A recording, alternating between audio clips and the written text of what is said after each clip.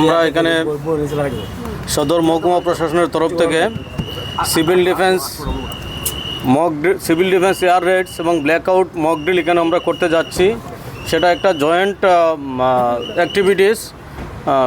আমাদের সঙ্গে NDRF, SDRF, police প্রশাসন, CRPF, ONGC, GAIL, fire service, civil defence, scouts and guides এবং আরও অন্যান্য যে দপ্তর, সমস্ত লাইন ডিপার্টমেন্টের দপ্তরগুলো এখানেও আছে। এটার মেইন উদ্দেশ্য হলো আমাদের সাধারণ জনগণকে অ্যাওয়ারনেস করা এবং সিভিল ডিফেন্সের যে কী ভূমিকা থাকবে সেটা যাতে আমরা সবাইকে বোঝাতে পারি এবং এই ধরনের পরিস্থিতি যদি সত্যি সত্যি এসে যায় তাহলে যাতে সকল আমাদের কমিউনিটি অ্যাওয়ারনেসের মাধ্যমে কমিউনিটি ইনভলভমেন্টের মাধ্যমে যাতে এই ধরনের সিচুয়েশন যাতে আমরা ইজিলি হ্যান্ডেল করতে পারি।